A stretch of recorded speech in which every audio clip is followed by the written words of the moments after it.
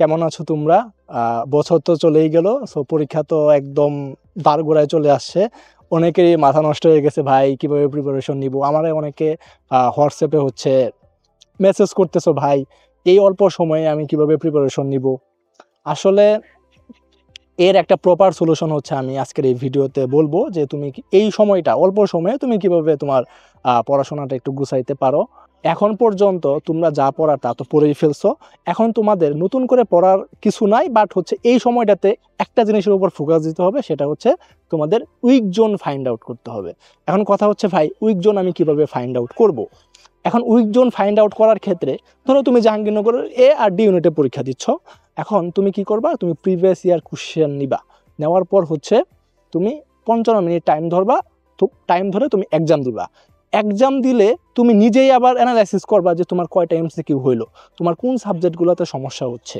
তোমার কি বাংলায় সমস্যা হচ্ছে, নাকি ইংলিশে সমস্যা হচ্ছে, নাকি ফিজিক্সে সমস্যা হচ্ছে, নাকি কেমিস্ট্রিতে সমস্যা হচ্ছে। এইভাবে তোমার কোন টপিকে, ধরো তুমি ফিজিক্সে ভালো করতে পারতেছো না, তাহলে ফিজিক্সে কোন চ্যাপ্টারের কোন কোশ্চেনগুলো পারতেছো না, কেন পারতেছো না, এই কোশ্চেনগুলো তোমার নিজেকে করতে হবে। সো এইভাবে চ্যাপ্টার বাই চ্যাপ্টার তোমার উইক জোন ফাইন্ড আউট করতে হবে। এইভাবে তুমি প্রিভিয়াস 6-7 বছরের কোশ্চেন তুমি সলভ করো। এভাবে নিজেই বসে থেকে এক্সাম দাও। এক্সাম দেওয়ার পর তোমার উইক জোন ফাইন্ড আউট করো। তুমি নর্মালি দেখো, তুমি কোনো না কোনো কোচিংয়ে তুমি ভর্তি আসো, কোনো না কোনো কোর্সে তুমি ভর্তি আসো। আসলে কোর্সগুলোতে তোমার কোনো একটা মানে মোটামুটি একটা জেনারেল আইডিয়া দিয়ে হচ্ছে একটা ক্লাস নেয় মেইনলি সবাই। কিন্তু তোমার উইক জোন কোনটা, এটা কিন্তু তোমরা মানে তুমি ছাড়া আসলে তো কেউ ফাইন্ড আউট করতে পারবে না। এজন্য এই সময়টাতে হচ্ছে আমি তোমাদের বলবো, তুমি পড়ার টেবিলে বসো, বইসা তুমি এক্সাম দাও। এক্সাম দেওয়ার পরে উইক জোন ফাইন্ড আউট করো, উইক জোনের উপর কাজ করো। তাইলে দেখবা হচ্ছে কি, তাইলে হচ্ছে তোমার এই যে তোমার কোন জায়গায় সমস্যা তুমি নিজে ফাইন্ড আউট করতে পারতেছো, ওই অংশ নিয়ে কাজ করতে পারতেছো, তখন তোমার মোটামুটি প্রিপারেশন 100 হয়ে যাবে। নইলে তুমি কি করবা, নইলে তুমি নর্মালি তুমি যা পারো এই এক জিনিসই তুমি বারবার পড়বা।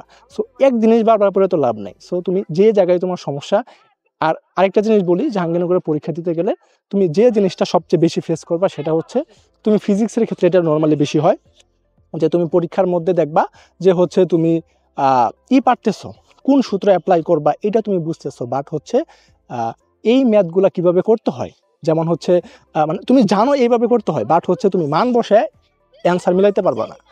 এটা কিন্তু আমারও হয়েছে, যে তুমি ম্যাথ জানো, সবই জানো, বাট হচ্ছে অপশনের সাথে মিলাইতে পারতেছো না। যে কারণ হচ্ছে ধরো 1-673/575 এরকম একটা ভ্যালু আসলো, এই ভ্যালুটার সাথে কিভাবে করলে হচ্ছে তোমার অপশনের সাথে মিলে।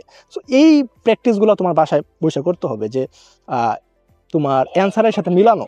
যে ম্যাথ আছে সবই জানি, কিন্তু বাট হচ্ছে আমি অ্যান্সারের সাথে মিলাইতে পারতেছি না। সো এই প্র্যাকটিসগুলো একটু ভালোভাবে করতে হবে। আর আরেকটা বিষয় বলি, যে এ ইউনিটের ক্ষেত্রে আমি যদি বলি, এ ইউনিটের ক্ষেত্রে হচ্ছে আইসিডিতে 8 মার্ক, বাংলার ইংলিশে কিন্তু 6 মার্ক, 3 করে 6, টোটাল 14 মার্ক। এই 14 মার্কে তুমি ভালোভাবে প্রিপারেশন নাও। এটা আমি আগের ভিডিওতে অনেক ভিডিওতে বলছি যে তুমি কিভাবে পড়বা না পড়বা।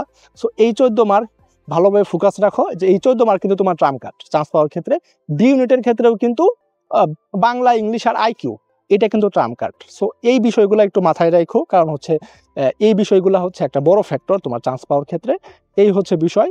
তারপরেও যদি তোমাদের কোনো কোশ্চেন থাকে, সো তোমরা কমেন্ট বক্সে করতে পারো। আর আমি তো বলছি যে আমাদের যে একটা গ্রুপ আছে, প্রবলেম সলভিং গ্রুপ, ওইখানে তুমি যে কোনো প্রবলেম, তোমার যে কোনো প্রবলেম তুমি ওখানে পোস্ট করো। আমরা হচ্ছে মানে আমরা ইনশাল্লাহ ট্রাই করব তোমার প্রবলেমটা সলভ করে দেওয়ার। এই হচ্ছে বিষয়। সো ভালো থাকো, সো প্রিপারেশন নিতে থাকো। যেহেতু সময় কম, সো ট্রাই করো বন্ধু বান্ধবের সাথে একটু একটু মানে বন্ধু বান্ধব, মোবাইল মানে পুরা সোশ্যাল মিডিয়া থেকে একটু দূরে থাকার। কারণ হচ্ছে এই সময়টাতে তোমার আসলে নিজের মানে পড়ার টেবিলে বসার কথা, আসলে পড়াশোনা একটু বেশি ফোকাস করো, ডিস্ট্রাকশনগুলো একটু এড়াই চলো। দরকার পড়লে বন্ধু বান্ধবের সাথে একটু আড্ডা একটু কমাই দাও, টাইম একটু কমাই দাও। এই সময়টা একটু আই থিঙ্ক যদি একটু প্রপার ওয়েতে পড়াশোনা করো, আই থিঙ্ক চান্স হয়ে যাবে আশা করি। আর আরেকটা বিষয় বলি, যে তোমার সবার একটা কিন্তু কমন একটাই থাকে, যে মানে ধরো তুমি কোনো কোর্সে ভর্তি আসো বা কোচিংয়ে ভর্তি আসো, যে ওরা হচ্ছে অনেক হার্ড কোশ্চেন সলভ করাচ্ছে। আসলে তুমি যদি প্রিভিয়াস ইয়ার কোশ্চেনও দেখবা হচ্ছে 80টা কোশ্চেনের মধ্যে হয়তো 10টা হয়তো কঠিন, 70টাই হয়তো সহজ। বিষয় হচ্ছে তুমি 70টাতে যদি ফোকাস রাখো, হয়তো বা তুমি 60 পেয়ে গেছো, 60 পেয়ে গেলে কিন্তু তুমি টপ 100-র মধ্যে চলে যাবে। বিষয় হচ্ছে অনেক হার্ড করতে যায় হচ্ছে সহজগুলা তুমি ভুল করো না। আমার কথা হচ্ছে যে তুমি সহজগুলা তুমি যা জানো সহজগুলো মানে কোশ্চেন কিন্তু খুব বেশি কঠিন হবে না, 2-1টা কোশ্চেন হয়তো কঠিন হয়, নর্মালি সহজ কোশ্চেনই হয়। তুমি কোশ্চেন ব্যাংক সলভ করলে তুমি বুঝতে পারবা যে কোশ্চেন কিন্তু খুব বেশি কঠিন হয় না, এই হচ্ছে বিষয়। সো ট্রাই করো যে এত কঠিনে না যায়, হচ্ছে তুমি যা আছে মোটামুটি সহজ কোশ্চেনগুলো এগুলো যাতে তুমি ভুল না করো, মানে সহজ কোশ্চেনগুলো ভুল করা যাবে না, এই হচ্ছে বিষয়। সো এই মেথডগুলো একটু ফলো করো, আই থিঙ্ক মনে হয় না সমস্যা হবে। যদি সমস্যা হয় সো তোমরা কিন্তু আমাদের ওই গ্রুপে পোস্ট করতে পারো। সো ইনশাল্লাহ আবার দেখা হবে। আসসালামু আলাইকুম।